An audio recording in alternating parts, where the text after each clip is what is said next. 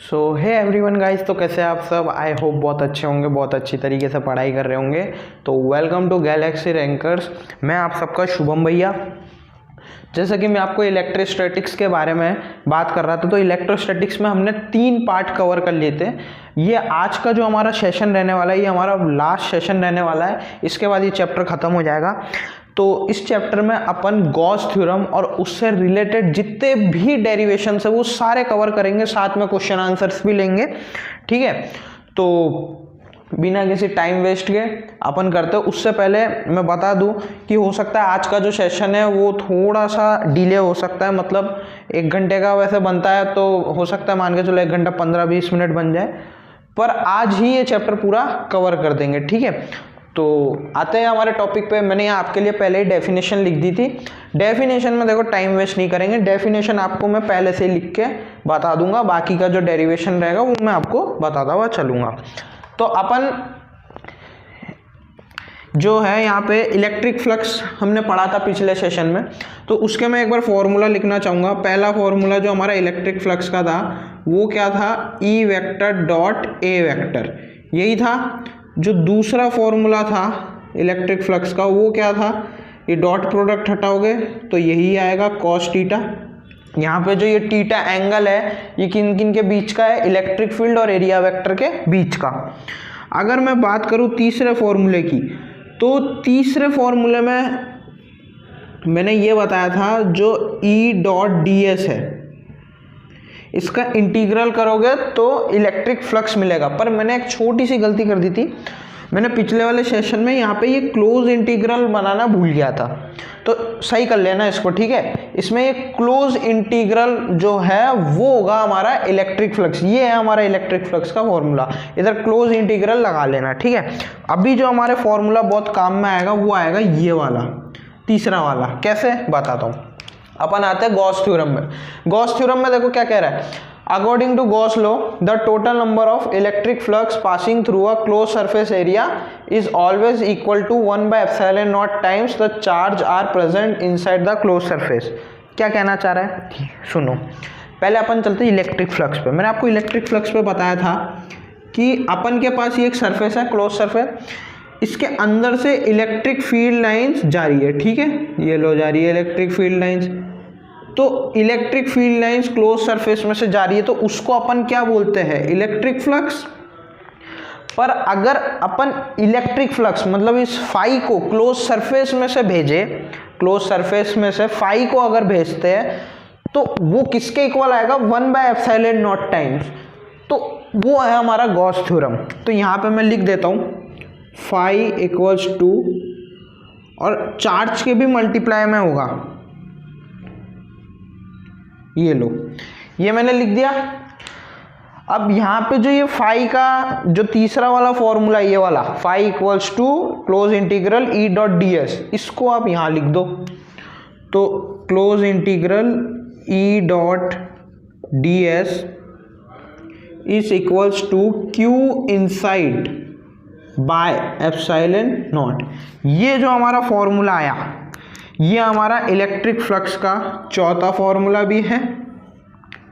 क्या? Electric flux का ये हमारा चौथा फॉर्मूला भी है, और इसको आप गॉस थ्योरम भी बोल सकते हो। ये है हमारा गॉस थ्योरम का जो फॉर्मूला है वो ये है, close integral E dot D S equals to Q inside by epsilon naught. Q inside क्यों? क्योंकि जो गॉस थ्योरम है ये क्लोज सरफेस के लिए ही, मतलब जो चार्जेस प्रेजेंट है सरफेस के अंदर उसके लिए ही वैलिड है। अगर आप गॉसियन सरफेस बना के नहीं करोगे, अगर चार्ज बाहर है, तो गॉस लॉ आपका वैलिड नहीं होगा। गॉस लॉ तब वैलिड होगा जब चार्ज इनसाइड मतलब अंदर प्रेजेंट होंगे तब। तो ये आपका गॉस लॉ हो गया। अच्छा, मैंने जो यहाँ चौथा वाला फॉर्मूला लिखा है, ये जो गॉस थ्योरम का जो फॉर्मूला है, ये इसके इक्वल आया कैसे? मैंने ऐसे तो बता दिया phi equals to Q by epsilon naught. अब ये इसके इक्वल आया कैसे वो देखते हैं। तो इसका प्रूफ भी है, मैं इसका प्रूफ बताता हूँ। इसका प्रूफ भी सिंपल है, ज़्यादा कुछ है नहीं।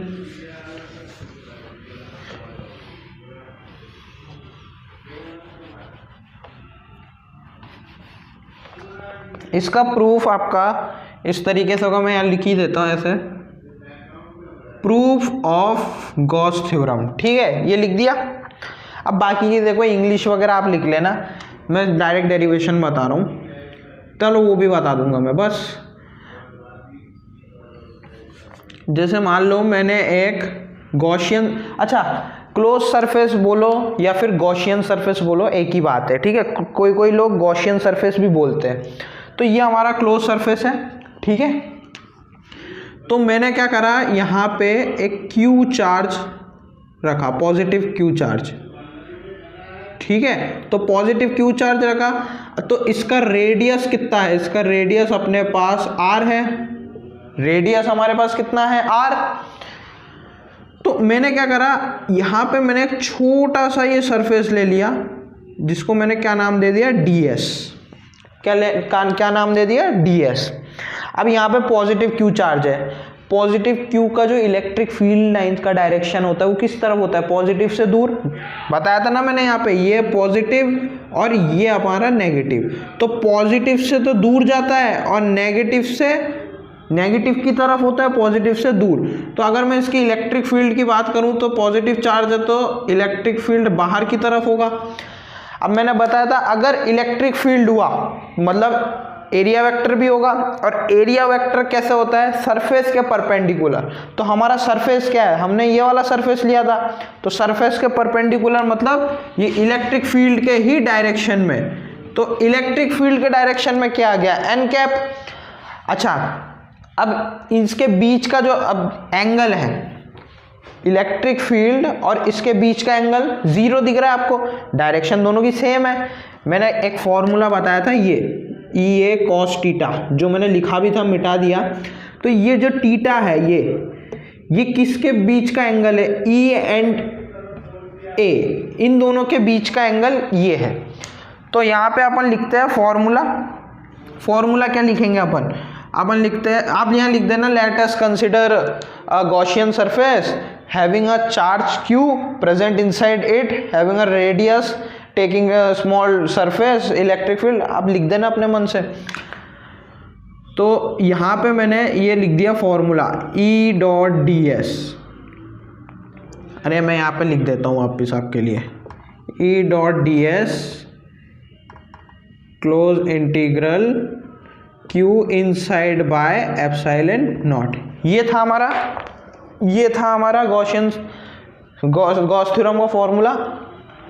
तो यही चीज़ देखो, अब यहाँ पे अब हम प्रूफ कर रहे हैं, तो यहाँ पे आप लिख दो बाय LHS से प्रूफ कर रहे हैं। तो देखो E.ds मैंने लिख दिया। ठीक है, अब डॉट प्रोडक्ट है, डॉट प्रोडक्ट हटेगा तो कॉस थीटा लगेगा, तो यहाँ लिख दो E.ds कॉस थीटा और यहाँ इंटीग्रेशन। ठीक है, अब मैंने बता दिया थीटा 0 है, क्यों, इलेक्ट्रिक फील्ड और एरिया वेक्टर दोनों का डायरेक्शन ही 0 मतलब सेम है, तो थीटा हमारा जो है वो 0 होगा। 0 हुआ तो हमने क्या करा, E को बाहर ले लिया और ds का इंटीग्रेशन कर दिया। क्या कर दिया हमने, ds का इंटीग्रेशन। तो ds का इंटीग्रेशन कर रहे हैं। अब ये क्या है हमारे पास, स्फेयर है। स्फेयर का अगर मैंने ये छोटे से सरफेस का अगर इंटीग्रेशन करोगे तो मतलब पूरे सरफेस का निकाल रहे हो। तो अच्छा, मैंने यहाँ पे E का जो फॉर्मूला बताया था वो क्या बताया था, KQ/r², ये वाला ही मैंने फॉर्मूला बताया था। तो E की जगह तो आप लिख दो KQ/r² लिख दिया। ds को आप क्या लिख दो, स्फेयर का जो होता है सरफेस कितना होता है, 4πr², ये लो लिख दिया। अब यहाँ पे k का भी फॉर्मूला लिख दो, 1/4πε0, इसको भी खोल लो, खोल दिया k को। क्यों, इसको खोलने का ये कारण है, यहाँ देखो 1/4πε0 बन रहा है, तो 4π से 4π कट जाए, इसलिए अपन ने k को भी ओपन कर दिया। तो k को भी ऐसे लिख लो आप, Q/4πε0 इंटू 4πr² लिख दिया। 4πr² तो लिखने ही भूल गए, 4π से 4π गया, r² से r² गया, बचा देखो क्या, Q/ε0 जो किसके इक्वल है, RHS। देख लो इक्वल है, बस यही है हमारा, हैंस प्रूफ हो गया।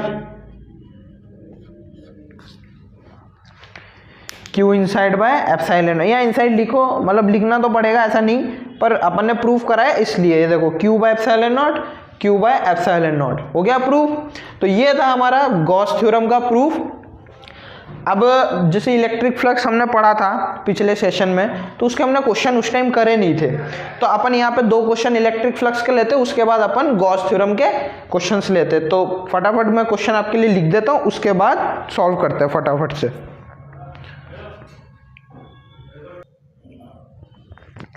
तो स्टूडेंट्स, मैंने आप सबके लिए यहाँ पे क्वेश्चंस लिख दिए हैं।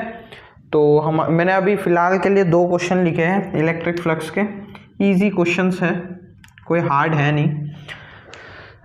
देखो आप चाहे तो खुद भी वीडियो पॉज करके ट्राई कर लो, जिससे आपको आज नहीं आता, मैं करवा रहा हूँ वैसे भी। देखो पहला क्वेश्चन क्या कर रहा है, सिंपल सा है, आपको ई दे रखा है, ये दे रखा है, इलेक्ट्रिक फ्लक्स पूछ रहा है, कर लेना यार, ज़्यादा नहीं, बस ये वाला ही फॉर्मूला लगेगा, phi equals to E dot A vector, यही फॉर्मूला आएगा काम में। क्यों, देखो जैसे हमारे पास क्या दे रखा है, 7i cap plus 4j cap minus k cap, इसको इससे इंटू कर दो भैया, यही होगा और कुछ नहीं होगा यार, बस इसको इससे। अब देखो कितना आया, ये आपका आया 7 1 जा 7, 4 10 जा 40, और ये 2 1 जा -2। तो जो आपका जो आंसर आया, आपका जो भी आंसर इसमें आया, ये आपका कितना आया, ये 38 + 7 45, ये आंसर आया। तो आपका जो फाई आया 47 newton metre square by coulomb, या फिर आप ऐसे भी लिख सकते हो newton metre square coulomb inverse, ठीक है। तो ये आपका फाई निकल के आ गया, बहुत इजी है, देख लो। ऐसे और भी क्वेश्चंस होते हैं, वेक्टर में आपको दे देगा, और जब मैं आपको मैथ्स में वेक्टर कराऊंगा तब मैं आपको और भी डिटेल्स में और भी फॉर्मूले उसके तब बता दूंगा मैं आपको, ठीक है। मैथ्स की जो क्लास होगी वो भी बहुत जल्द आएगी, अभी फिलहाल के लिए अपन फिजिक्स को लेते हुए चल रहे हैं, ठीक है। तो जो दूसरा, 1 मिनट रुको,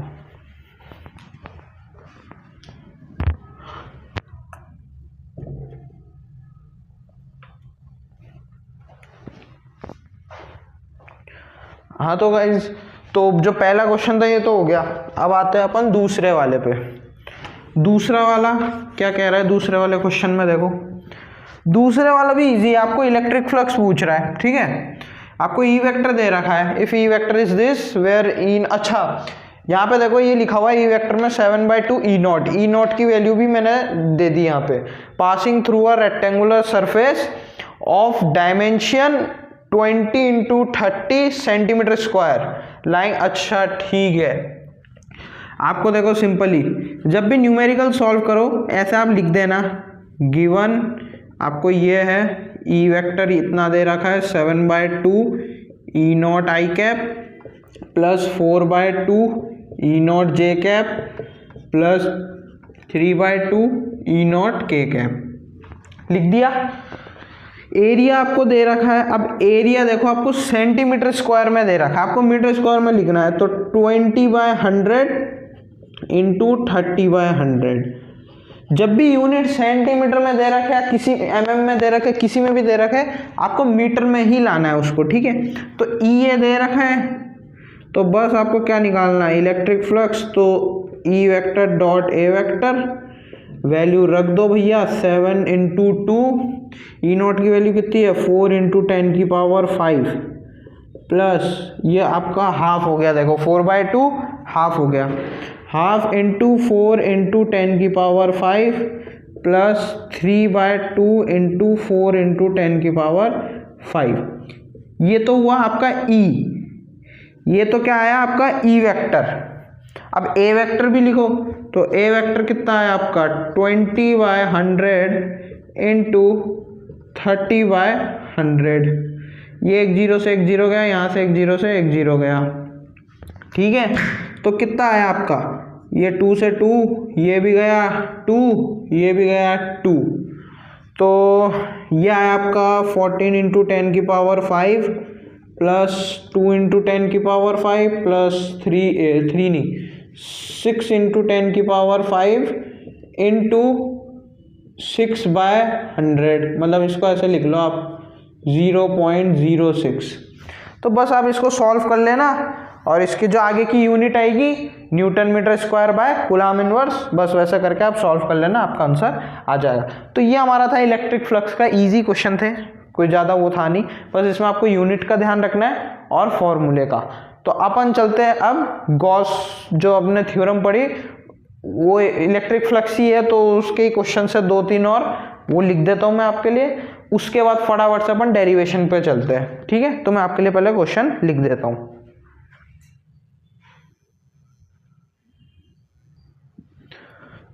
तो स्टूडेंट्स, मैंने आपके लिए यहाँ पे क्वेश्चंस लिख दिए हैं।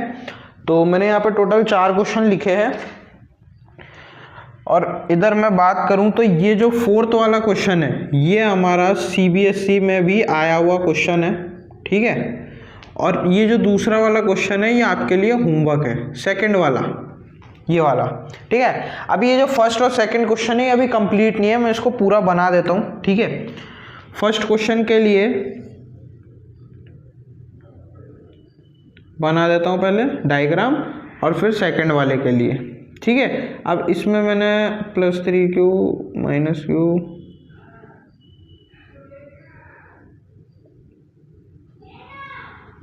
और ये हमारा 4Q प्लस का और इधर माइनस का 10Q, ठीक है। ये किसके लिए, ये है फर्स्ट वाले डायग्राम, फर्स्ट वाले क्वेश्चन के लिए, ठीक है। अगर मैं बात करूँ सेकंड वाले की तो उसका मैं बना दे रहा हूँ यहाँ पे, ठीक है। सेकंड वाले के लिए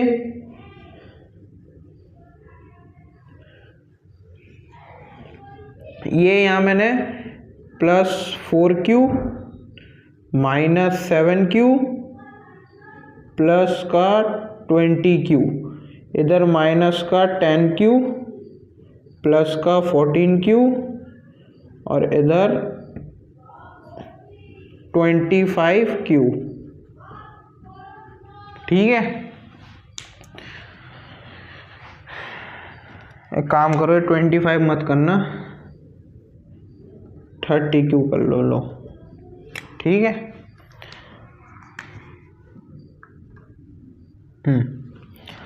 तो ये वाला सेकंड क्वेश्चन के लिए और ये वाला फर्स्ट के लिए, ठीक है।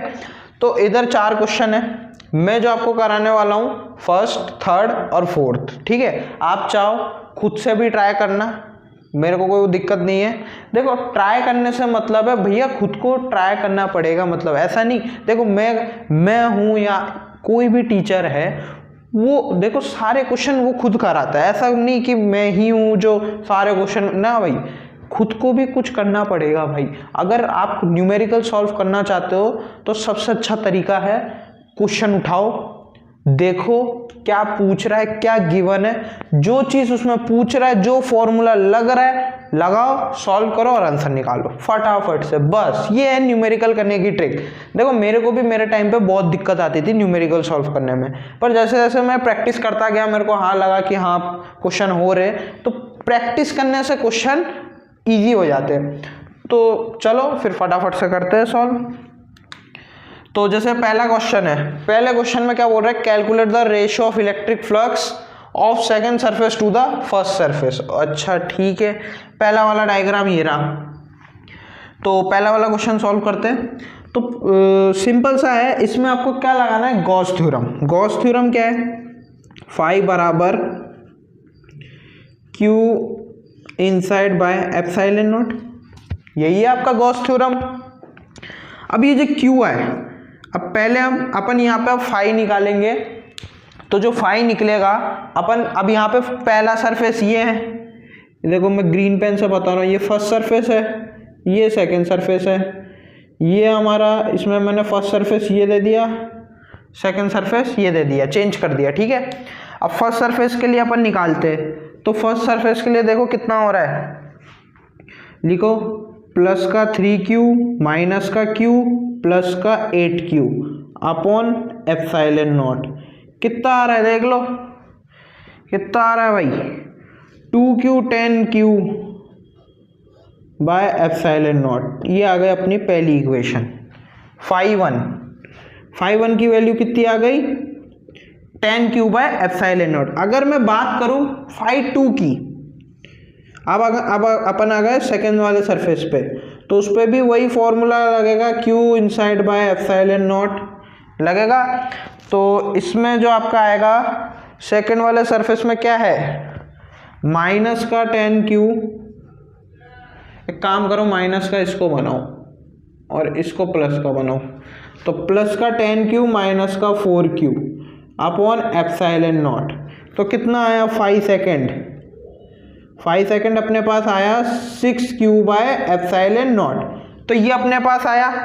अब इधर अपने पास ये अपना इक्वेशन 2, मतलब एक तो हमारे पास ये आया φ1 और एक हमारे पास आया φ2, ये लो। बस अब दोनों इक्वेशन को डिवाइड कर दो, आपका रेशो मतलब वही है कि दोनों इक्वेशन को अगर डिवाइड करोगे तो रेशो, तो φ1 बाय φ2, तो कितना आया आपका 10, ये आ गया tan q bye epsilon not और ये आ गया अपना 6q बाय एप्सिलॉन नॉट। तो बस q से q हटाओ, एप्सिलॉन नॉट से एप्सिलॉन नॉट हटाओ, 10/6 φ1 बाय φ2। ठीक है, ये आपका बन गया वैल्यू। ठीक है, φ1 बाय φ2। तो ये आपका रेशियो निकल के आ गया। क्या पूछा था, second surface to the first surface. हाँ ठीक है, तो ये आपका सेकंड क्वेश्चन है, ये आप खुद से ट्राई कर लेना। ये आपका डायग्राम है। अब ये मत सोचना मेरे लिए तो इस तरीके का डायग्राम ही बनाया है और इसमें इस तरीके का नहीं, दोनों के लिए ही वैलिड है। ठीक है, अब यहाँ पे अगर मैं बात करूँ तीसरे वाले अगर क्वेश्चन की बात करें तो ये इजी है। ये असल में ये कहाँ पूछे जाते हैं, ये पूछे जाते हैं आपके जो मतलब जब आप लैब में प्रैक्टिकल कर रहे होते हो स्कूल में, तो वहाँ पे ये पूछे जाते हैं। ठीक है, तो जैसा कि यहाँ पे अगर हम तीसरा वाला अगर क्वेश्चन की बात करें, तो तीसरा वाला जो क्वेश्चन है वो अपन के, मैं ये मिटा रहा हूँ। ठीक है, तीसरा वाला जो क्वेश्चन है अपन के पास, तीसरा वाला, इस पे देखो क्या बोल रहा है, find the electric flux of spherical surface having 10 electric dipoles present inside it. अच्छा ठीक है भाई, तो फाई बराबर कितना, क्यू, इसमें भी वही गॉस थ्योरम लगेगा, Q inside by epsilon not. क्यों, देखो कैसे, ये अपने पास सरफेस 10 इलेक्ट्रिक डायपोल्स है। ठीक है, मैं यहाँ पर 10 इलेक्ट्रिक डायपोल्स बना देता हूँ, एक इधर, एक इधर, एक इधर, एक इधर। कितने हो गए, 1 2 3 4 5, ये हो गए 6, ये 7, ये 8, ये 9 और ये 10। ठीक है, ये हमारे पास इतने हो गए। ठीक है, तो एक बार ट्राई करो खुद से करने की ट्राई करो एक बार। यहाँ पे कितने इलेक्ट्रिक डायपोल्स, 10। तो देखो ये प्लस क्यू, ये माइनस क्यू, सारे ऐसे इधर प्लस क्यू माइनस क्यू होंगे, सारे होंगे। तो अगर मैं क्यू इनसाइड की बात करूं तो यहाँ पे प्लस का tan क्यू माइनस का tan Q upon bye epsilon naught. ठीक है, अब प्लस tan क्यू से माइनस tan क्यू तो गया, बचा क्या, 0 बाय एप्सिलॉन नॉट। मतलब भाई इधर अपना जो आंसर आ रहा है 5, वो अपना 0 आ रहा है निकल के। मतलब अगर आपको इलेक्ट्रिक फ्लक्स निकालने के लिए बोल रहा है जितने डायपोल्स है, अक्सर स्टूडेंट्स को पूछते हैं कि कितने डायपोल्स मतलब कितने प्रेजेंट है, तो बता ही नहीं पाते। उनको लगता है भाई 10 है तो 10 ही है, और कितने है, 0 इलेक्ट्रिक फ्लक्स होगा उसका। अगर उसका इलेक्ट्रिक फ्लक्स पूछते हैं ना तो 0 आंसर होगा। अपन अब करते हैं फोर्थ क्वेश्चन। ठीक है, फोर्थ क्वेश्चन एक बार आप खुद से ट्राई करो, देखो, करो करो करो करो ट्राई करो।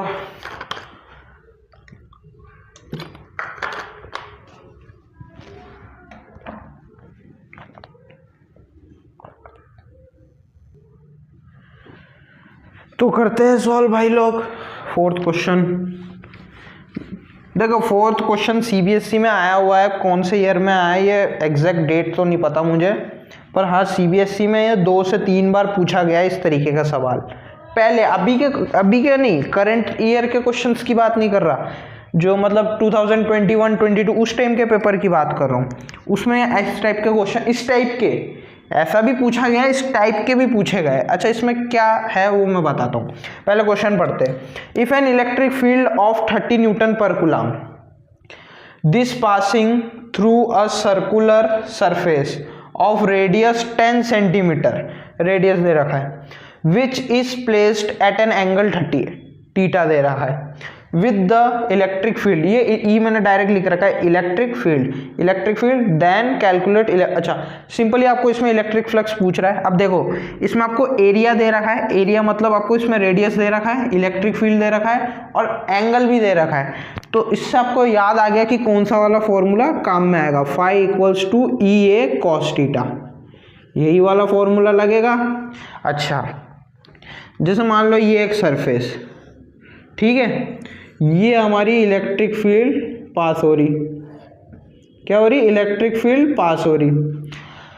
अब अगर इलेक्ट्रिक फील्ड पास हो रही है तो जो इसका सेंटर है, अब यहाँ से 30 डिग्री का एंगल बन रहा है भाई, बन रहा है 30 डिग्री। 30 डिग्री तो इसने बताया, ये लो ये हो गया आपका 30 डिग्री। और अगर इसके परपेंडिकुलर की बात करें, परपेंडिकुलर देखो, परपेंडिकुलर अगर करते हो तो 90 डिग्री, परपेंडिकुलर में आपका 90 डिग्री बन रहा है, ये तो आपका 90 हो गया भाई, ये लो ये तो आपका 90 डिग्री हो गया। अब इसके बीच का जो ये मतलब अगर 90 डिग्री में से आप 30 डिग्री लेस करोगे तभी तो 60 डिग्री एंगल आएगा। अक्सर इसमें क्या गलती करते हैं, ये जो टीटा है ना, टीटा स्टूडेंट्स क्या करते हैं 30 डिग्री ही पुट कर देते हैं। नहीं भाई 30 डिग्री नहीं आएगा, यहाँ पे परपेंडिकुलर भी अगर देखोगे तो 90 डिग्री, एंगल 30 दे रखा है, 90 में से 30 हटाओगे तो क्या बचेगा यहाँ आपका 60 ही तो आएगा। तो ये 60 डिग्री जो आएगा ये होगा आपका असली थीटा। क्या आएगा आपका असली थीटा। तो इधर बस सिंपल सा है, आपको गिवन भी देखो, अब मैं इतनी सी जगह है तो मैं पूरा लिख नहीं सकता, मैं डायरेक्ट सॉल्व करके बता रहा हूँ आपको। न्यूमेरिकल बोर्ड में किस तरीके से करना है, गिवन ये दे रखा है, ये दे रखा है, ये दे रखा है, और ऐसा डायग्राम बना के सॉल्व कर देना। ई कितना है आपके पास 30, मैंने यहाँ 30 लिख दिया, इनटू, अच्छा यहाँ पे एरिया में लिख देता हूँ। एरिया असल में क्या है, पाई आर स्क्वायर, एरिया का फॉर्मूला पाई आर स्क्वायर। अब यहाँ पे देखो रेडियस आपको क्या कितनी दे रखी है, आर आपको दे रखा है 10 सेंटीमीटर, तो 10 सेंटीमीटर इसको मीटर में चेंज करोगे तो आर 10/100 आ गया, मतलब 0.1 कट के। तो एरिया जो आया वो आपका क्या आया, पाई इंटू 10/100 इंटू 10/100, ठीक है, लिख दो, यही लिख देता हूँ मैं। एरिया क्या है आपका, पाई इंटू 10/100 इंटू 10/100 लिख दिया। इंटू में कॉस थीटा, तो cos 60 degree, cos 60 degree, phi equals to 30 into pi की वैल्यू अब रख देना, ठीक है। लो एक से एक गया, ये एक से एक गया, कितना बचा, ये तो 1 हो गया, ये आपका बचा 0.01 इंटू कॉस 60 की वैल्यू कितनी होती है, आपने पढ़ी है मैथ्स के टेबल में, कर दो फटाफट से। कॉस 60 की वैल्यू आपकी होती है 1/2 हाफ, बस ये 2 से गया, ये 15 पाई इंटू 0.1, यहाँ पाई की वैल्यू भी रख देना, जिससे जो भी आपका पाई की वैल्यू 3.14 लिख दो, ये लो इंटू 3.14 इंटू 0.01। तो लो भैया आप इसको सॉल्व कर लेना, मल्टीप्लाई कर लेना तुम खुद, ठीक है। और आगे यूनिट यहाँ पे लिख देना, newton metre square upon coulomb.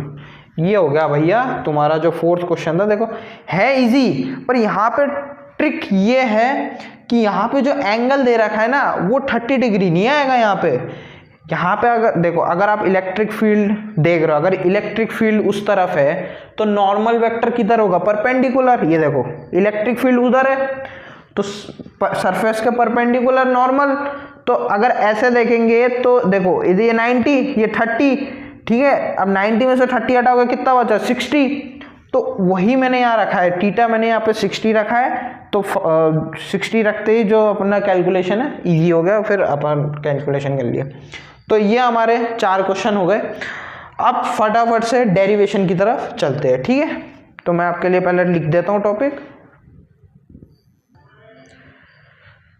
तो स्टूडेंट्स अपन नेक्स्ट टॉपिक चालू करते हैं। जो हमारा नेक्स्ट टॉपिक है वो है इलेक्ट्रिक फील्ड। क्या है, इलेक्ट्रिक फील्ड ड्यू टू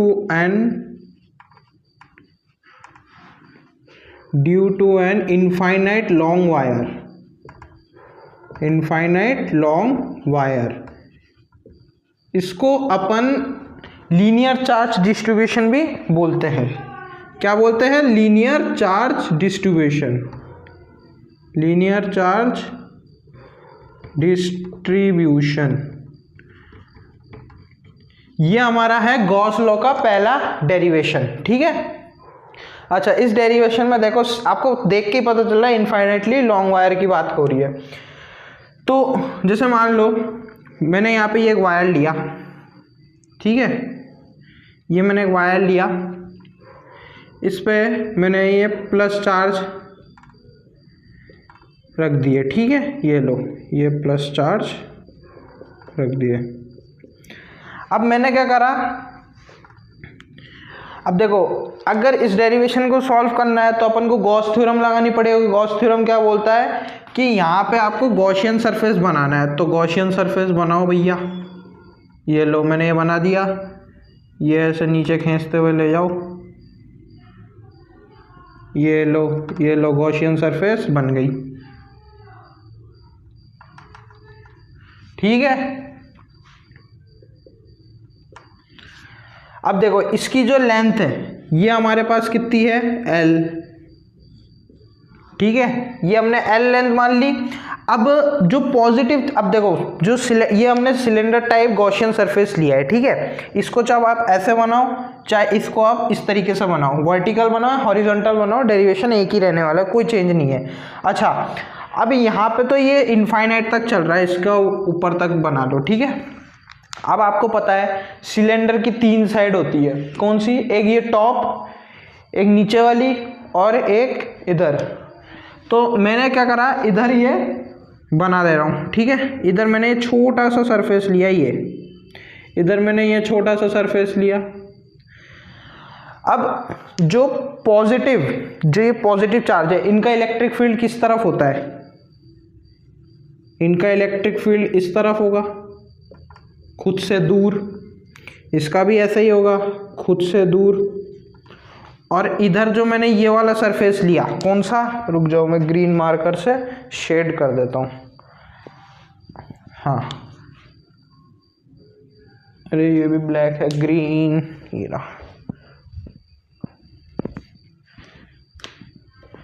तो ये मैंने ग्रीन से शेड कर दिया। तो इसका जो इधर डायरेक्शन है ये हमारा इलेक्ट्रिक फील्ड का है, इलेक्ट्रिक फील्ड का। अब आपको पता है कि अगर इलेक्ट्रिक फील्ड इधर है तो एरिया वेक्टर क्या होता है, सरफेस के परपेंडिकुलर। इस सरफेस के परपेंडिकुलर मतलब ऊपर, ये रहा, ये आप ले लो छोटा सा सरफेस जो आपने माना DS1, ठीक है। ये आपका नीचे वाला DS2, और जो ये तीसरा वाला है ये इसी के होगा, क्यों, सरफेस के परपेंडिकुलर चाहिए ना आपको, तो DS3, ठीक है। ये आपने 3 सरफेस ले लिए। देखो इलेक्ट्रिक फील्ड, अगर पॉजिटिव चार्ज इधर भी होंगे तो पॉजिटिव से दूर मतलब इलेक्ट्रिक फील्ड इस तरफ, इसका भी इधर, और सरफेस के इसका भी इधर। पॉजिटिव से दूर है ना, पॉजिटिव प्लेट है, इससे दूर ही होगा, मतलब उस तरफ होगा। और एरिया जो इसका सरफेस मतलब एरिया जो वेक्टर है वो ऊपर होगा, इसका जो हमने सरफेस माना था ये एरिया वेक्टर ऊपर होगा, तो DS1 ऊपर, DS2 नीचे और DS3 इसका सरफेस तो ऐसा है, तो सरफेस के परपेंडिकुलर तो यूं ही होगा, तो DS3 इधर, ठीक है। अब हमने इसकी लेंथ L मान ली, बस अब सॉल्व करो। कैसे, गॉस थ्योरम लगाओ। यहाँ मैंने लिख दिया अप्लाइंग गॉस थ्योरम, यहाँ मैंने लिख दिया applying Gauss theorem. Gauss theorem क्या था हमारे पास, close integral E dot D S का vector equals to Q inside by epsilon not, यही था हमारे पास जो फॉर्मूला था। ठीक है, अब इस फॉर्मूले में अब हमारे पास तो यहाँ 3 है, तो 3 लगाने पड़ेंगे हमको 3 बार, मतलब एक तो ऐसे E dot D S vector for first surface, इसके नीचे लिखना पड़ेगा आपको। ठीक है, फिर इधर E dot D S for second surface plus E dot D S for third surface. ये लो, हो गया। First surface, second surface, third surface equals to Q inside by epsilon naught, equal में ये चलेगा। ठीक है, डॉट प्रोडक्ट हटा, कॉस थीटा लगेगा, ई डी एस कॉस। अब देखो, जो फर्स्ट वाला है और जो सेकंड वाला है, इन दोनों के बीच का एंगल देखो 90 डिग्री बन रहा है। अरे बन रहा है ना भाई 90 डिग्री, ऊपर वाले सरफेस का नीचे वाले का देखो, दोनों का 90, पर इस वाले का थीटा 0 है, तो इधर मैं डायरेक्ट लिख रहा हूँ E D S cos 90 first surface के लिए। ठीक है, एक लिख दो सेकेंड सरफेस के लिए ई डी एस कॉस 90 और थर्ड के लिए ई डी एस लिख दो, क्यों कॉस 0, ये तो 0 होता है कॉस 90 डिग्री, कॉस 0 1, ये आपका इंटीग्रेशन, तो ये तो 0 हो गया आपका, बचा क्या आपका E close integral dot D S, यही बचा किसके equal, Q inside by epsilon not के इक्वल में, तो देखो यही चलेगा।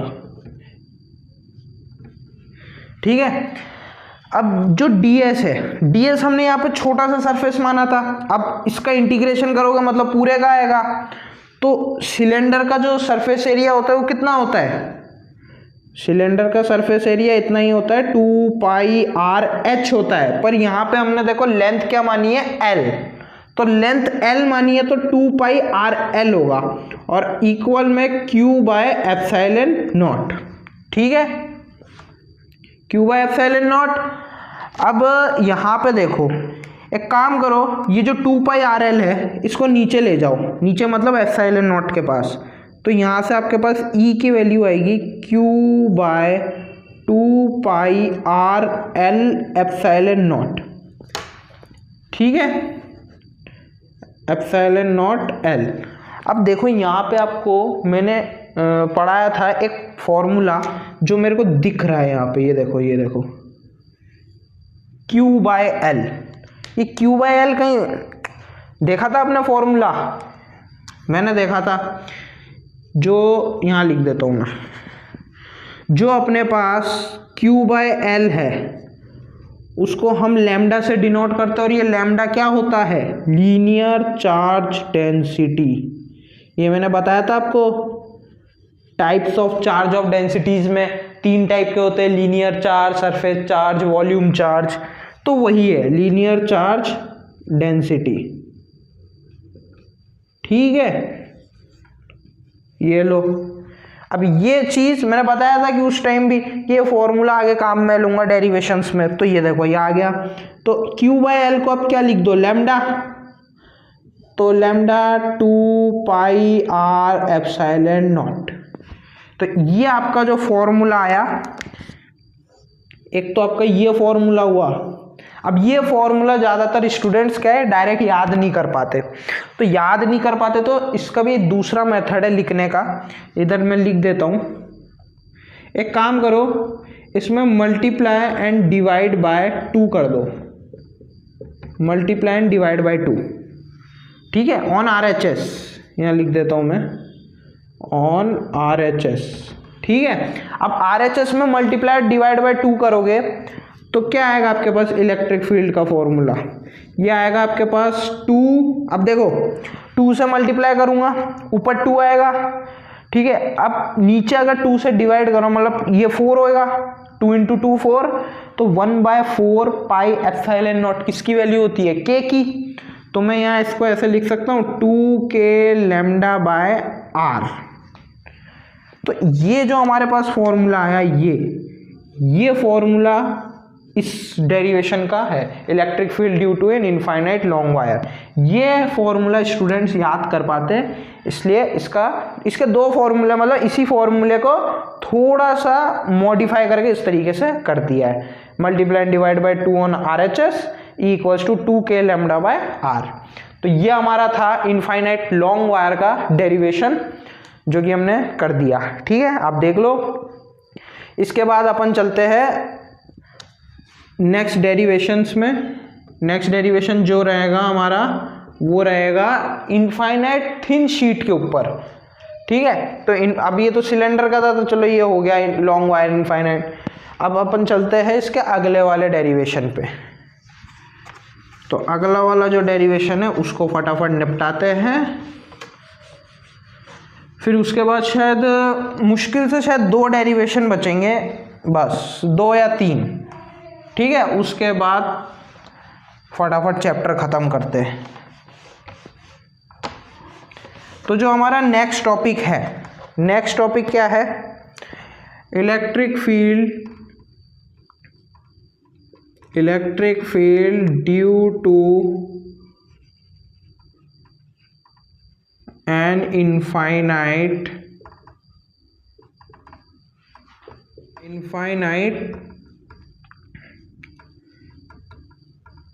Thin sheet of charge. ये कर लो। ठीक है, ये है हमारा अगला टॉपिक। अब इसमें देखो कैसे होगा। इसमें मान लो मैंने ये एक शीट ले ली। ठीक है, ये मैंने शीट ले ली, इसमें मैंने प्लस क्यू चार्ज रख दिया, ये लो, प्लस प्लस प्लस प्लस। ठीक है, अब देखो, अब ये शीट इस तरीके से है। ठीक है, अब इस शीट के एक सरफेस उधर है, एक इधर है। इमेजिन कर पा रहे हो? नहीं कर पा रहे हो? रुक जाओ, करवाता हूँ अभी।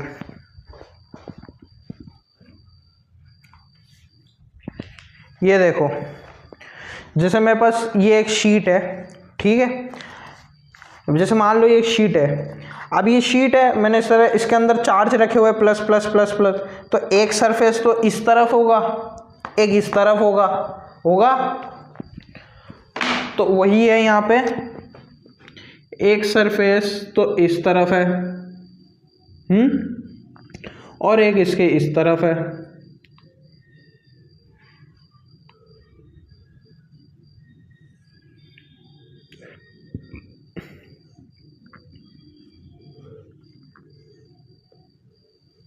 ठीक है, ये हो गए हमारे पास 2 साइड के। अब देखो यहाँ पे प्लस क्यू चार्ज है, प्लस क्यू चार्ज है, तो इसका इलेक्ट्रिक फील्ड पॉजिटिव का इधर ही होगा। अरे प्लस क्यू चार्ज है, ये देखो इधर प्लस क्यू चार्ज रख रखे हैं मैंने, तो इलेक्ट्रिक फील्ड मतलब जो प्लस का है उसका डायरेक्शन उधर ही होता है, बाहर की तरफ। तो इसका प्लस क्यू उधर, इलेक्ट्रिक फील्ड मतलब उस तरफ, और इसका इलेक्ट्रिक फील्ड, तो इसका भी इलेक्ट्रिक फील्ड इस तरफ होगा। अब मैंने यहाँ पे एक छोटा सा सरफेस माना था, इधर और इधर।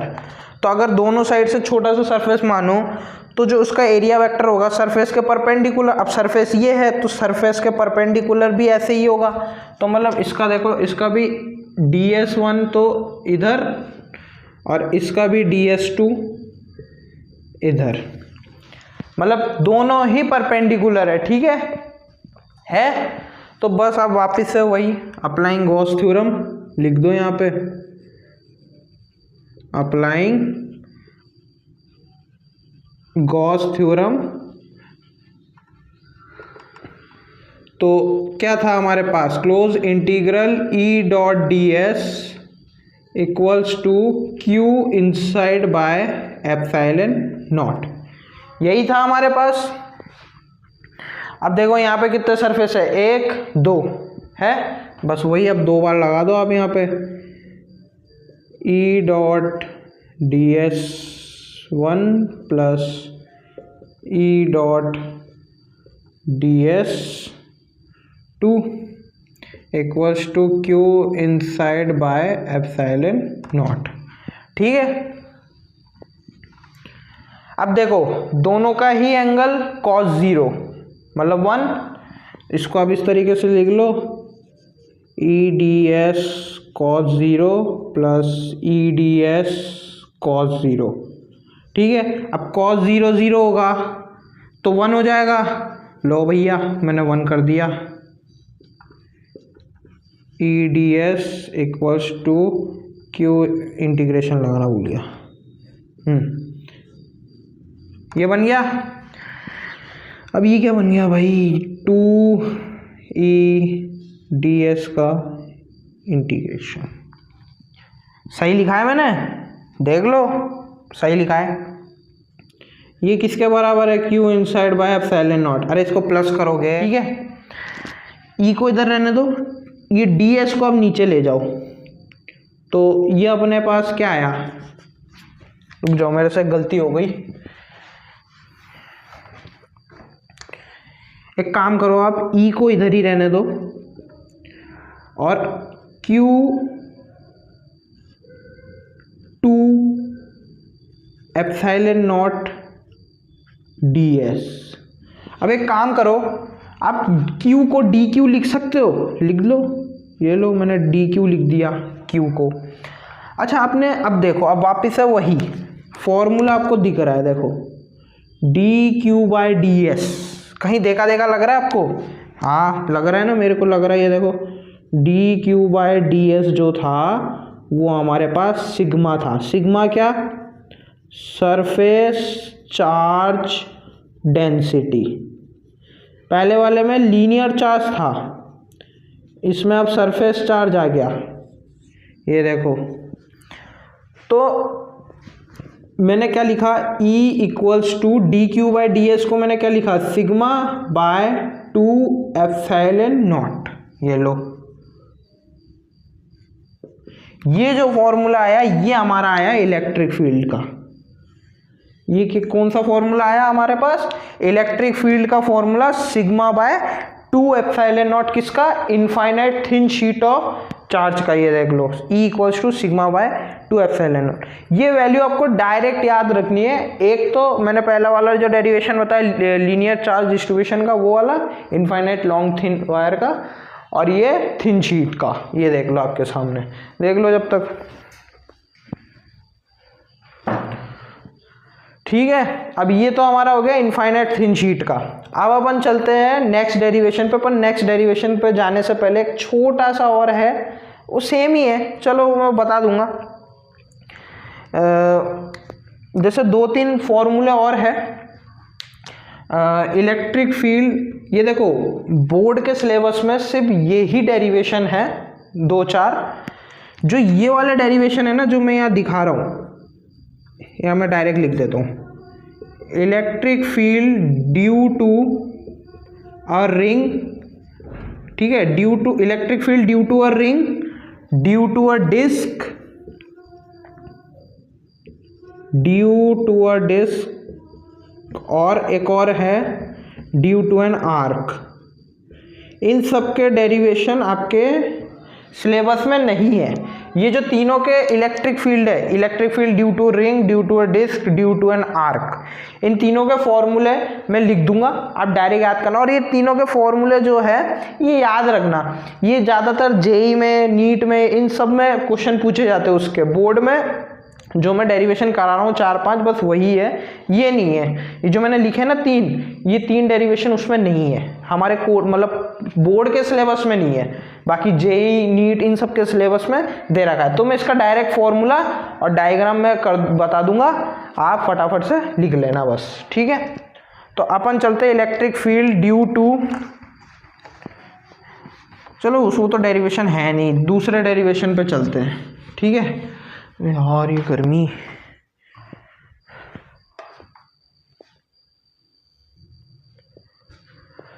तो अपन चलते हैं अच्छा मैंने जैसे यहाँ पे फॉर्मूला बताया था, जो अभी यहाँ पे जो डेराइव करा था, वो मैंने बताया था ना, electric field sigma by 2 epsilon naught है। इसको आप इस तरीके से भी लिख सकते हो वेक्टर फॉर्म में, E equals to sigma by 2 epsilon naught N cap, ठीक है। ये इसका वेक्टर फॉर्म है और ये नॉर्मल है, ठीक है। तो ये आपका डेरिवेशन हो गया है। अपन चलते हैं फटाफट से अगले डेरिवेशन की तरफ। अब बस शायद दो या तीन ही डेरिवेशन है, 2 तो हमने कर लिए, छोटे थे ये, ठीक है। अपन चल रहे हैं, अब एक छोटा सा डेरिवेशन है, ये बस 2 लाइन का ही है। Electric field of a thick sheet. अभी हमने थिन शीट के लिए निकाला, थिक शीट के लिए छोटा सा ही है। देखो थिक शीट कब होगा, मैं यहाँ लिख रहा हूँ, थिक शीट कब होगा, जब जो थिन है, जो थिन शीट है वो आपस में जोड़ोगे तभी तो ठीक होगा। देखो एग्जांपल दे रहा हूँ, जैसे ये मेरे पास एक थिन शीट है, ठीक है। अब मैं अगर ऐसे बहुत सारे थिन शीट बनाऊंगा तब जाके तो ये थिक होगा, तो वही है, तो वही मैं यहाँ पे कर रहा हूँ कि ई थिक बनाने के लिए मेरे को ई थिन चाहिए। अब जैसे मैंने मान लिया कि एक ये थिन ले लिया और एक और ले लिया मैंने ई थिन, ठीक है। अभी मैंने बताया था ई थिन का जो फॉर्मूला, ई थिन का फॉर्मूला बताया था ना अभी, सिग्मा बाय 2 एप्सिलॉन नॉट, जो अभी डेराइव करा वही यहाँ लगा दो। तो इधर आया sigma by 2 epsilon not plus sigma by 2 epsilon not, तो ये कितना आया 2 सिग्मा बाय 2 एप्सिलॉन नॉट। तो आपका जो आंसर आएगा वो ये आएगा ई थिक का। देखो यही आ रहा है, बस यही है इसका answer, E thick equals to sigma by epsilon naught. Thick sheet के लिए सिग्मा बाय 2 एप्सिलॉन नॉट होगा। ये 2 से 2 चल जाएगा, हटो बस। थिन के लिए याद रखना सिग्मा बाय 2 एप्सिलॉन नॉट, और थिक के लिए सिग्मा बाय एप्सिलॉन नॉट, 2 हट जाएगा। बस ये इतना सही था, ये कोई डेरिवेशन तो है नहीं वैसे। अब जो है वो डेरिवेशन है, तो उसके बारे में मैं लिख देता हूँ, पहले टॉपिक लिख देता हूँ आपके सामने, उसके बाद थोड़ी सी लैंग्वेज है, वो लैंग्वेज भी मैं लिख दूंगा आपके लिए। उसके बाद अपन करते हैं electric field of a hollow conducting spherical cell, cell नहीं शेल, स्फेरिकल शेल, ठीक है। अब इसका थोड़ा सा डेफिनेशन है, तो वो डेफिनेशन मैं आपके लिए पहले लिख देता हूँ, उसके बाद मैं आपके सामने पूरा डेरिवेशन करके बताता हूँ, ठीक है। ठीक, मैंने आपके लिए यहाँ पे टॉपिक भी लिख दिया और यहाँ पे मैंने लैंग्वेज लिख ली। तो पहले अपन इसका डेरिवेशन डायग्राम बना लेते हैं। तो यहाँ हमारा जो टॉपिक है वो क्या है, electric field of a hollow conducting spherical shell, ये है। अब हॉलो कंडक्टिंग स्फेरिकल शेल का मतलब क्या है, अंदर से खाली, जैसे आपने देखी होगी क्रिकेट की टेनिस बॉल, वही। तो इधर मैंने क्या करा, मैंने इधर ये एक स्फेरिकल शेल ले लिया, इसमें हमने जो ये रेडियस है ये हमने क्या ले लिया आर, ये हमारा क्या है आर रेडियस, ठीक है। अब मैंने क्या करा, इसके बाहर ये चार्ज रख दिए, कंडक्टिंग है तो चार्ज को वो करेगा, ठीक है, कंडक्टिंग है। अब ये चार्ज क्या है, बाहर है, देखो आप खुद, चार्ज बाहर है। गॉस थ्योरम तब अप्लाई होगा जब ये चार्ज अंदर होंगे। तो चार्ज अंदर होने के लिए अपन को क्या करना पड़ेगा, यहाँ पे गॉसियन सरफेस बनाना होगा। ये देखो मैंने यहाँ पे क्या करा, गॉसियन सरफेस बना दिया, ये मैंने गॉसियन सरफेस बना दी, ठीक है। अब गॉसियन सरफेस बनाया, तो काम करो यहाँ पे अब एक छोटा सा सरफेस मान लो, इधर ये लो, ये मैंने छोटा सा सरफेस माना। अब यहाँ से यहाँ मैंने छोटे से सरफेस को ds माना, और इस पॉइंट से ये जो ds जो इतना सा मैंने सरफेस लिया, इसकी दूरी कितनी मान ली हमने r, ये लो मैंने r दूरी मान ली, ठीक है। अब अब देखो पॉजिटिव चार्ज है, पॉजिटिव चार्ज की इलेक्ट्रिक फील्ड का डायरेक्शन खुद से दूर होता है बाहर की तरफ, तो मैंने यहाँ पे इसको बाहर की तरफ कर दिया इलेक्ट्रिक फील्ड। अब इलेक्ट्रिक फील्ड है मतलब एरिया वेक्टर भी होगा, और एरिया वेक्टर जो होता है वो सरफेस के परपेंडिकुलर होता है। ये देखो सरफेस के परपेंडिकुलर मतलब ई के ही डायरेक्शन में होगा, ठीक है। तो यहाँ डायग्राम बन गया वही। अब इस पॉइंट को आप ओ नाम दे दो, ठीक है, और ये जो आपने ds माना है ना, इसको आप p पॉइंट नाम दे दो, ठीक है। ये हमारा स्मॉल r है, कहाँ से कहाँ तक, o से p पॉइंट तक, कहाँ से, o से p पॉइंट तक। ये देखो यहाँ पे मैंने यही लिखा है जो मैंने बनाया, इसी चीज़ को यहाँ लिखा है, let us consider a hollow conducting spherical shell of radius r and charge q, ठीक है। ये हमारा q चार्ज है, ये लो q charge. We have to find electric field at point P such that OP equals to small r। ये O ये P किसके इक्वल है, स्मॉल r के, ठीक है। अब इसमें हमारे पास तीन केस बनते हैं, तीन कौन कौन से, अगर कैपिटल R स्मॉल r से छोटा है, मतलब ये केस बन रहा है, देखो कैपिटल स्मॉल r बड़ा है, कैपिटल R छोटा है, ठीक है। एक तो इस केस में इलेक्ट्रिक फील्ड बताना है। दूसरा केस, अगर ये स्मॉल r भी इस कैपिटल R के इक्वल हो जाए तो इलेक्ट्रिक फील्ड क्या होगा। तीसरा केस, अगर कैपिटल R इस स्मॉल r से बड़ा हो जाए, मतलब ये बाहर चला जाए पॉइंट कैपिटल R, तो इलेक्ट्रिक फील्ड क्या होगा। तो यहाँ पे मैंने तीन केस लिख दिए, पहले फर्स्ट केस करते हैं उसके बाद बाकी केस पे भी आते हैं। तो केस 1 में मैंने लिख दिया है point P outside the spherical shell, मतलब P पॉइंट जो है स्फेरिकल शेल के बाहर है, तो ये देखो इधर ही तो है। तो इसका डेरिवेशन करते हैं, तो सीधा सा आपको लिखना है अप्लाइंग गॉस थ्योरम। अब गॉस थ्योरम क्या है, applying Gauss theorem, close integral E dot ds vector equals to Q inside by epsilon naught है। अब वही डॉट प्रोडक्ट है, तो इसको कॉस थीटा में चेंज करो, E ds कॉस। अब देखो थीटा यहाँ पे 0 डिग्री, क्यों, क्योंकि इलेक्ट्रिक फील्ड का भी डायरेक्शन जो है उधर है और एरिया वेक्टर का भी उधर है, मतलब दोनों का सेम डायरेक्शन है, मतलब थीटा 0 डिग्री है। तो यहाँ थीटा 0 डिग्री और इधर Q inside by epsilon not कर दिया। अब cos 0 1 होता है, तो E integration ds equals to Q inside by epsilon naught. अब ds मतलब स्फेयर का इतना सा सरफेस, अब इसका इंटीग्रेशन करोगे मतलब पूरे सरफेस का, तो इसका सरफेस एरिया कितना होता है स्फेयर का, 4 पाई r स्क्वायर, यही होता है, अरे यही होता है ना 4 पाई r स्क्वायर। तो एक काम करो, हमको इलेक्ट्रिक फील्ड निकालनी है, 4 पाई r स्क्वायर को अब नीचे ले जाओ, तो E equals to Q by 4 pi r square epsilon naught. अब यहाँ पे एक चीज़ देखो,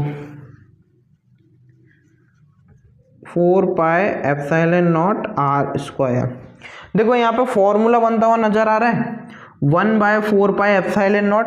1 बाय 4 पाई एप्सिलॉन नॉट क्या होता है, क्यू बोल रहा हूँ, के होता है हमारे पास। तो यहाँ मैं लिख देता हूँ कि जो हमने के का फॉर्मूला है वो ये है, हमको पता है 1 बाय 4 पाई एप्सिलॉन नॉट। तो इलेक्ट्रिक फील्ड हमारे पास क्या निकल के आया, के क्यू बाय r स्क्वायर, देख लो।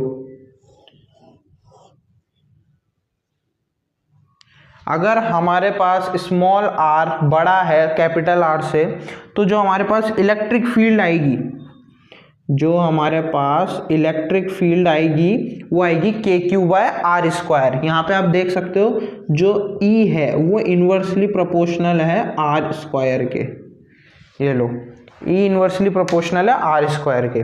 तो ये था हमारा केस 1 का, केस 1 का जो डेरिवेशन था वो ये था। अब आते हैं केस 2 में।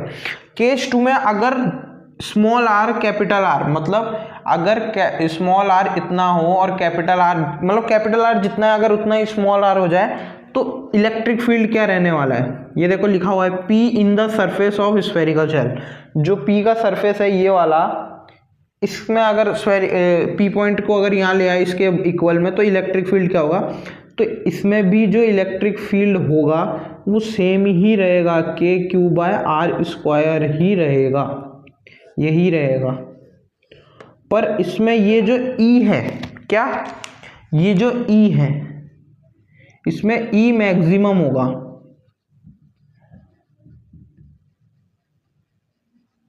ई मैक्सिमम कब होता है? जब पी पॉइंट उसके खुद के ही सरफेस पे हो। ये देखो पी पॉइंट अगर इसके सरफेस पे ही है तो ये मैक्सिमम होगा। ई मैक्सिमम तब होगा जब वो खुद के ही सरफेस पे होगा। तो केस 2 में भी जो पहले वाले केस में हमारे पास इलेक्ट्रिक फील्ड की वैल्यू आ रही थी, वही सेम इलेक्ट्रिक फील्ड सेकेंड वाले केस पे भी आपको दिख रहा है। अब बात करें थर्ड केस की, तो थर्ड केस में देखो when capital R is greater than small R, point P in the side of spherical shell as we know that. अच्छा, इसमें एक स्पेशल केस ये है, अगर देखो सिंपल सा है कि चार्ज जो है वो एक्यूमुलेटेड होती है, यूनिफॉर्मली होते हैं, ठीक है, of the outer surface of a conductor, so no charge will be present inside the spherical shell. अगर अपन कैपिटल आर को ही बड़ा कर देंगे तो कोई भी चार्ज अंदर प्रेजेंट ही नहीं रहेगा। अगर चार्ज प्रेजेंट ही नहीं रहेगा तो ये देखो लिखा हुआ है as we know the charge are accumulated uniformly of the outer surface of a conductor, so no charge will be present inside the spherical shell. मतलब यूनिफॉर्मली चार्ज होते हैं, अगर अपन इस रेडियस को ही बढ़ा देंगे तो चार्ज अंदर प्रेजेंट ही नहीं रहेंगे। चार्ज प्रेजेंट नहीं रहेंगे तो फिर तो होगा ही नहीं। तो इसमें जो अपने पास इलेक्ट्रिक फील्ड आएगी, इसमें जो इलेक्ट्रिक फील्ड आएगी वो भी जीरो आएंगे और जो हमारे पास चार्ज आएंगे वो भी जीरो आएंगे।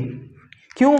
क्योंकि इसका रेडियस ही आप अगर बढ़ा दे रहे हो तो इसमें जो चार्ज है वो तो प्रेजेंट ही नहीं होंगे फिर, अगर रेडियस ही आपने बड़ा कर दिया।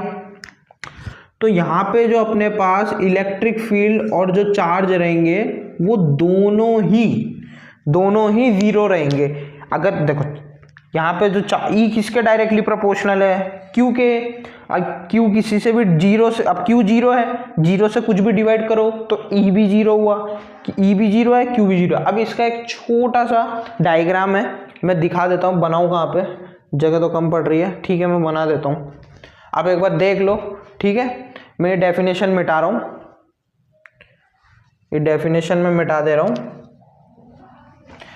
यहाँ पे मैं इसका ग्राफ बना दे रहा हूँ छोटा सा, जिससे आपको पता चल जाए। फिर अपन चलते फटाफट से नेक्स्ट डेरिवेशन पे। अब बस 2 ही डेरिवेशन बचे हैं। तो इसका जो ग्राफ है कुछ इस तरीके का है, देखो मैं बना रहा हूँ। इसका ग्राफ इस तरीके से जाता है,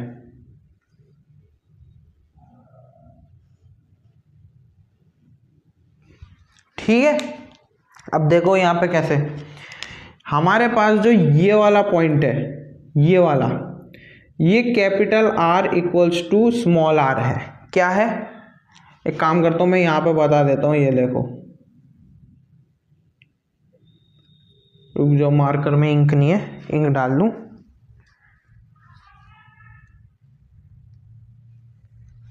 ये देखो, ये जो है हमारे पास,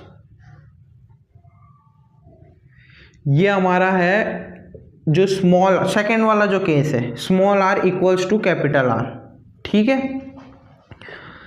ये वाला जो केस है, ये देखो मैं पहले लिख देता हूँ, उसके बाद मैं आपको एक्सप्लेन कर देता हूँ।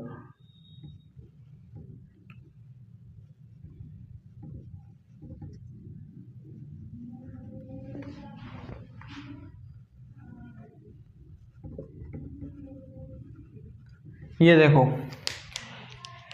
ये हमारा ग्राफ है इसका।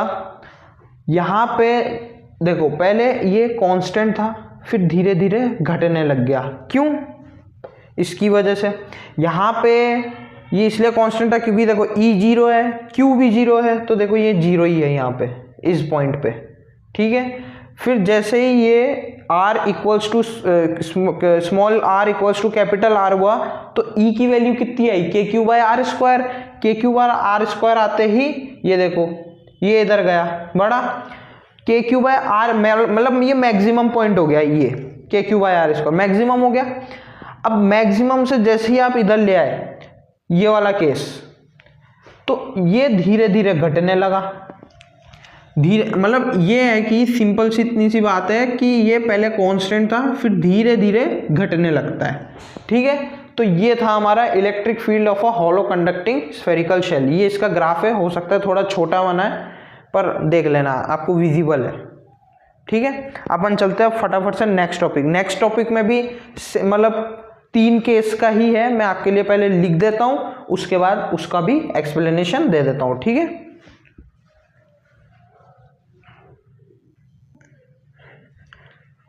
तो स्टूडेंट्स मैंने आप सबके लिए यहाँ पे अगला वाला जो टॉपिक था वो लिख दिया, electric field due to a solid non conducting spherical shell. अब यहाँ पे जो टॉपिक आया है वो हमारे पास क्या आया है, नॉन कंडक्टिंग। क्या आया है, नॉन कंडक्टिंग। तो यहाँ पे ऐसा है, देखो सिंपल सा है, जो डेफिनेशन था सब सेम है, बस यहाँ पे 2 चीज़ है। यहाँ पे मैंने पहले बता देता हूँ, ये केस 1 है, ये केस 2 है, केस 3 है। केस 1 में जो डेरिवेशन हमने सेम करा था पिछले वाले डेरिवेशंस में, पिछले वाले जो डेरिवेशन में अपन ने केस 1 का डेरिवेशन करा था वो एज इट इज़ है, उसमें कोई चेंज नहीं है, इसलिए मैंने यहाँ पे ऐसे लिख दिया है सेम एज वेल डेरिवेशन, मतलब आंसर वही आएगा। आप डेरिवेशन करके देख लेना, सेम डेरिवेशन है। केस 2 में भी वही आएगा, बस केस 3 में थोड़ा चेंज आएगा, तो ये मैं अभी समझा देता हूँ। अच्छा, जैसे पिछले वाले ग्राफ में अपन ने इस तरीके से पढ़ा था, पिछले वाले ग्राफ में, ठीक है, तो पहले ई 0 था, फिर अचानक से मैक्सिमम और फिर वापस ई जो था वो इन्वर्सली r² था, ऐसा था। इस वाले में थोड़ा चेंज है, तो ये मैं बता देता हूँ पहले, आपको मैं ये एक्सप्लेन कर देता हूँ। देखो, अपन इलेक्ट्रिक फील्ड निकाल रहे हैं solid non conducting spherical shell के लिए। ठीक है, आपके पास यहाँ पे एक नॉन कंडक्टिंग स्फेरिकल शेल है। नॉन कंडक्टिंग का मतलब ये चार्ज को कंडक्ट नहीं करेगा, मतलब चार्ज यहीं पे प्रेजेंट रहेंगे, कहीं और नहीं जाएंगे चार्ज। तो ठीक है, मैंने यहाँ पे रेडियस मान लिया ये कैपिटल R। ठीक है, अब चार्जेस इसके अंदर रहे, मैंने यहाँ पे गॉसियन सरफेस बनाया, ठीक है, या फिर इसके अंदर बना लो। तो गॉसियन सरफेस मैंने बनाया, तो अब मान लो कि बाहर, ये जो बाहर है इधर Q चार्ज है, किधर, इसके बाहर, मतलब ये अंदर तो है, इसके इस पे Q चार्ज है। अब Q चार्ज है, चार्जेस बाहर रहेंगे, मतलब गॉसियन सरफेस बनाओ। गॉसियन सरफेस बनाते ही अब देखो यहाँ पे हमने क्या करा, इस पॉइंट से इस गॉसियन सरफेस पे हमने छोटा सा सरफेस ले लिया ds। ठीक है, और वही सेम वापिस से O से ये P तक की जो दूरी है इसको हमने स्मॉल r बता दिया। ठीक है, स्मॉल r बताते ही अब देखो पॉजिटिव चार्ज जो है यहाँ Q चार्ज है, अब Q चार्ज जो है पॉजिटिव, उसकी इलेक्ट्रिक फील्ड किस तरफ होती है, अपने से मतलब खुद से दूर होती है इलेक्ट्रिक फील्ड, बाहर की तरफ। तो इसका देखो इलेक्ट्रिक फील्ड बाहर की तरफ जा रहा है, और बाहर की तरफ इलेक्ट्रिक फील्ड है, मतलब एरिया वेक्टर भी है, और एरिया वेक्टर सरफेस के परपेंडिकुलर होता है। तो ये देखो ये भी सरफेस के परपेंडिकुलर है, तो आपका इलेक्ट्रिक फील्ड भी बाहर है, एन भी बाहर है। तो टीटा जो है आपका इसमें, टीटा आपका क्या हो गया, टीटा आपका हो गया 0 डिग्री हो गया। ये आपका फर्स्ट केस में हुआ है, इस वाले में। तो टीटा 0 डिग्री होते ही आपका पिछले वाले डेरिवेशन में इलेक्ट्रिक फील्ड की वैल्यू कितनी आ रही थी, KQ/r²। देखो वही सेम यहाँ पे भी आएगी, डेरिवेशन सेम है, मैंने लिखा नहीं, जगह कम थी इस वजह से, बाकी डेरिवेशन सेम है, जो पिछले वाले में करा था वही है।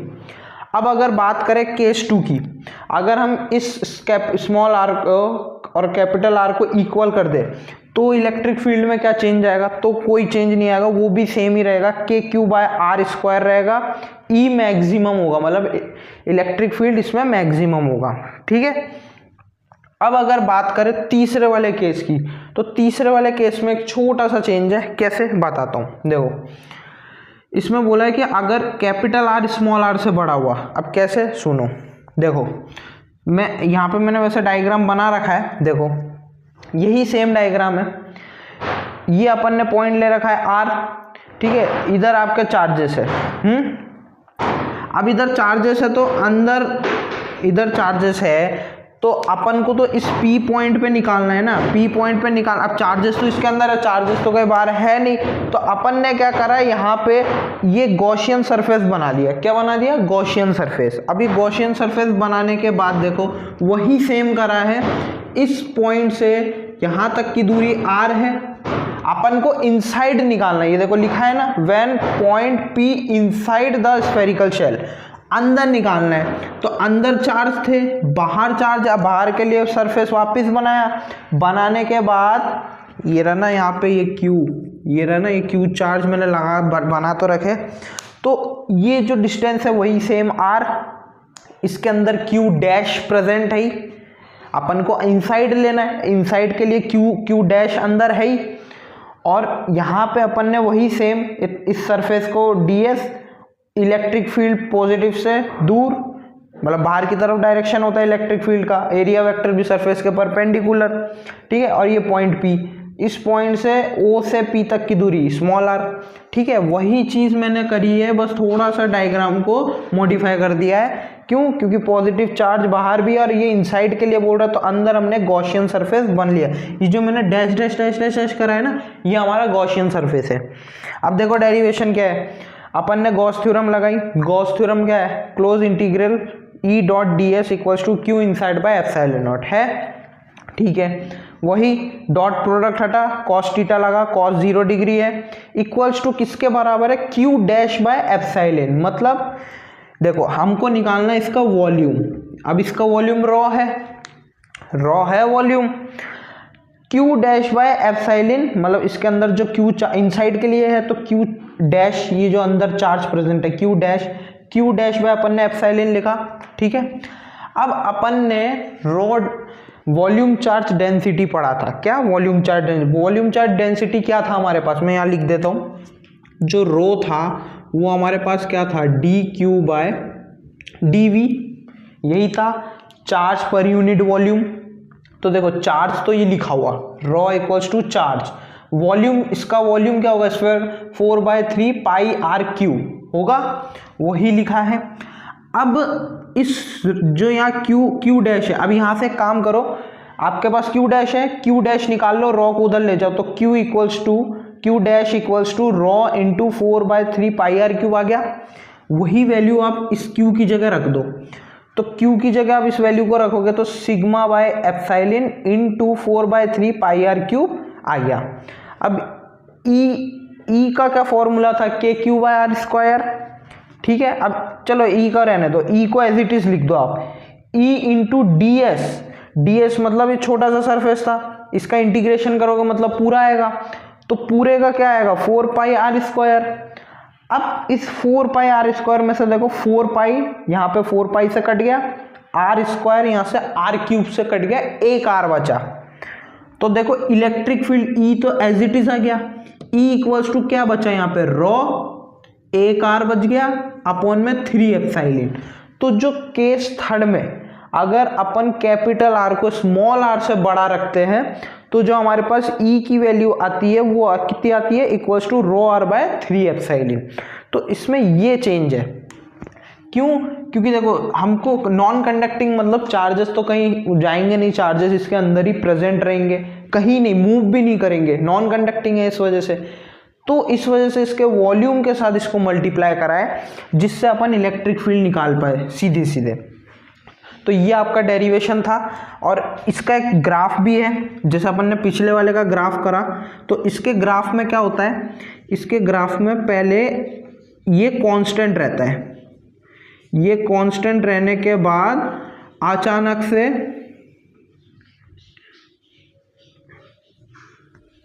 ये भी घटने लग जाता है, ठीक है। तो इधर आपका तो हो गया R equals to capital R, इधर आपका यही हो गया, और इधर आपका ये हो गया। देखो ये पहले कांस्टेंट, इलेक्ट्रिक फील्ड जो है पहले कांस्टेंट है, कौन से वाले केस में? कौन से वाले केस में? आप देखो ये वाले केस में। उसके बाद ये इधर गया R equals to capital R में, दोनों पॉइंट एक जगह। उसके बाद ये इन्वर्सली प्रोपोर्शनल R स्क्वायर के है, तो ये घटने लग गया, ठीक है। तो ये आपका डेरिवेशन है, आप देख लो एक बार। इधर मैं ये लिख देता हूँ, E inversely proportional to R square, ठीक है। ये आपका ई मैक्सिमम हो गया, ये वाला पॉइंट जो पिछले वाले उसमें था ग्राफ में, ये पॉइंट आपका ई मैक्सिमम है। ये पहले कांस्टेंट हुआ, फिर मैक्सिमम, फिर घटा, ठीक है। तो ये आपका डेरिवेशन हो गया। अब अपन चलते हैं फटाफट से लास्ट डेरिवेशन में। उसके बाद मैं खाली 3 फॉर्मूले बताऊंगा, क्योंकि मैंने अभी थोड़ी देर पहले ही वो 3 यहाँ पे इलेक्ट्रिक फील्ड के लिखे थे, डिस्क, रिंग के और आर्क के। तो उसका अपन फॉर्मूला लिखते हैं और फटाफट से चैप्टर को ख़त्म करते हैं, ठीक है। तो मैं आपके लिए लिख ही देता हूँ पहले इसको मिटाकर, उसके बाद अपन फटाफट से समझा देता हूँ मैं। तो स्टूडेंट्स, मैंने आपके लिए यहाँ पे अगला लास्ट जो हमारा डेरिवेशन है वो लिख दिया है मैंने आपके लिए, हैंड टू हैंड सॉल्व भी कर दिया है, जिससे आपको ज़्यादा वो ना करे। मैं बस समझा देता हूँ आपको। इसमें अपन का जो लास्ट टॉपिक है इस सेशन का वो है electric field due to 2 parallel thin sheet of charge. क्या है? 2 पैरेलल थिन शीट, ये है हमारा टॉपिक, 2 पैरेलल थिन शीट। हमने पहले सिंगल थिन शीट के लिए निकाला था, जिसमें हमारा जो फॉर्मूला आ रहा था वो ये आ रहा था, सिग्मा बाय 2 एप्सिलॉन नॉट आ रहा था इलेक्ट्रिक फील्ड का फॉर्मूला। तो अपन ने क्या करा, 2 शीटों को पैरेलल रख दिया, ठीक है, आमने सामने से पैरेलल रख दिया। अब इसमें मैंने प्लस प्लस प्लस चार्ज रख दिए। अब आपको पता है कि प्लस चार्ज का जो इलेक्ट्रिक फील्ड का डायरेक्शन होता है वो खुद से दूर की तरफ होता है। तो एक हमने इसको मान लिया E1 इसको, और इसको मान लिया अपन ने E2। मैं यहाँ वापस से लिख देता हूँ, इसको मैंने मान लिया E1 और इस वाले को मैंने मान लिया E2, ठीक है। अब क्या होगा, ये जो पॉजिटिव चार्ज है, अब पॉजिटिव चार्ज जैसे मान लो मैं इधर पॉजिटिव चार्ज, ठीक है। अब इलेक्ट्रिक फील्ड एक तो मैं इस तरफ दूंगा और एक इस तरफ, तो वैसे ही यहाँ पे इस E1 का एक तो E1 इधर जा रहा है, एक E1 इधर जा रहा है, ठीक है। वैसे ही E2 का भी है, E2 का एक E2 इधर है, एक E2 इधर है, ठीक है। अब जैसे ही इलेक्ट्रिक फील्ड 1 का इस साइड है, अब ये जैसे इस पॉजिटिव के पास जाएगा तो पॉजिटिव खुद से रिपेल करेगा, तो खुद से रिपेल करते ही देखो E1 का जो डायरेक्शन है वो उधर कर दिया, उसने खुद से रिपेल कर दिया। और इधर ही जैसे इलेक्ट्रिक फील्ड ये वाला E2 इसके पास आया तो इसने भी वही सेम करा, E2 इधर आया, इधर आते इसने इसको इस तरफ रिपेल कर दिया। देखो E1 ने इस इलेक्ट्रिक फील्ड 1 का एक इलेक्ट्रिक फील्ड तो उधर है और एक इधर है, दूसरे वाले का एक इधर है, एक इधर है। और जैसे ही इस वाले ने इस E2 का जैसे ही E1 के पास गया तो E2 को इसने इधर रिपेल करा, और E1 जैसे E2 के पास गया तो E1 उधर की तरफ रिपेल करा। ये हमने इसीलिए यहाँ पे 3 सरफेस माने, पहला इन दोनों के बीच का, दूसरा और तीसरा ये वाला, ठीक है। इसका अपन ने मान लिया ये सिग्मा 1 है, ये सिग्मा 2 है, ठीक है। अब आते हैं अपन इक्वेशंस पे। अपन ने E1 के लिए निकाला, E1 के लिए क्या है, सिग्मा 1/2 एप्सिलॉन नॉट। ये देखो सिग्मा 1 है, अपन ने सिंगल शीट के लिए निकाला था सिग्मा बाय 2 एप्सिलॉन नॉट। तो E1 का अपन के पास क्या निकला, सिग्मा 1/2 एप्सिलॉन नॉट। वैसे ही E2 का क्या निकला, सिग्मा 2/2 एप्सिलॉन नॉट। दोनों निकल गए। अपन अब आते हैं रीजन 1, जो ये पहला वाला रीजन है, मतलब इस साइड का, उसके लिए देखो अपन के पास क्या है, -E1 -E2। अब यहाँ माइनस क्यों आया, देखो ये पॉजिटिव चार्ज है, इसके लेफ्ट साइड है, मतलब ये नेगेटिव, मतलब जैसे मान लो ये 0 है। अब 0 के राइट साइड वाले तो पॉजिटिव के होंगे, सारे पॉजिटिव इंटीजर होंगे, +2 +3, और इधर वाले -1 -2 -3। वैसे ही है कि इस E के इस तरफ देखो, ये नेगेटिव की तरफ, मतलब अपोजिट है दोनों के डायरेक्शन। देखो E1 का उधर है, E1 का इधर है, E2 का इधर है, E2 का इधर है। अब देखो तो यहीं पे वही करा है सेम कि E1 का तो माइनस में है, E2 का भी माइनस में। अब E2 नेगेटिव में है, E1 भी नेगेटिव में, इसलिए इन दोनों का माइनस आया है, ठीक है। तो E1 के रीजन में फॉर्मूला यही था, सिग्मा बाय एप्सिलॉन नॉट।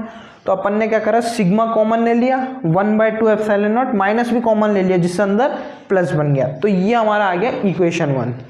अब अगर अपन बात करें रीजन 2 की, तो रीजन 2 में भी देखो E1 का डायरेक्शन किधर है, सेकंड वाले रीजन में E1 का उधर है पॉजिटिव की तरफ, और E2 का किधर है, इधर।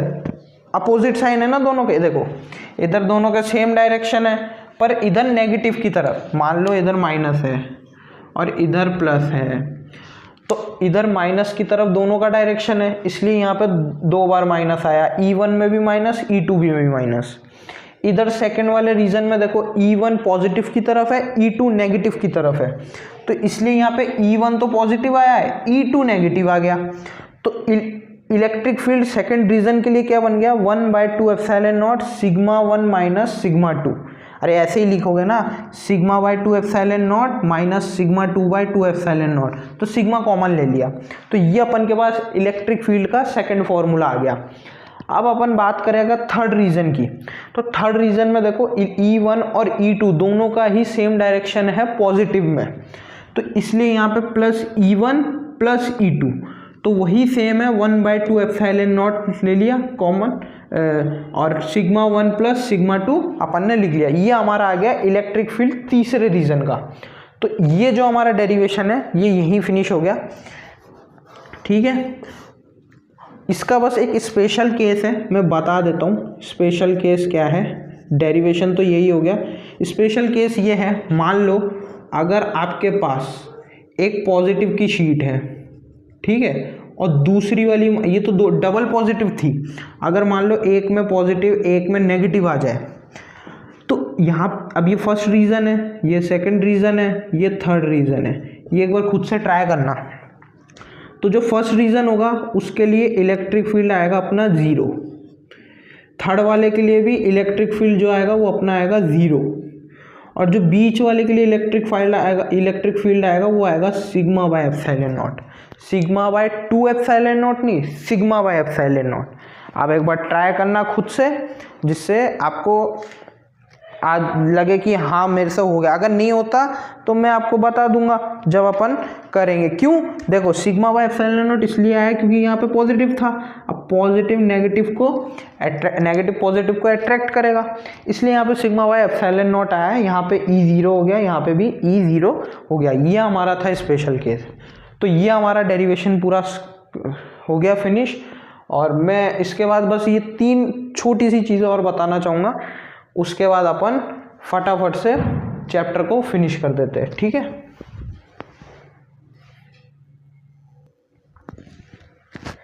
तो फ्रेंड्स मैंने आप सबके लिए यहाँ पे ये लिख दिए है electric field due to a ring. पहले के लिए ये देखो, ये रिंग में, ये आपकी रिंग है, जैसे मान लो ये मेरे हाथ में जो ये है ये रिंग है, इस रिंग में चार्ज दे रखे, इसकी रेडियस r है, इस P पॉइंट पे मेरे को इलेक्ट्रिक फील्ड निकालनी है।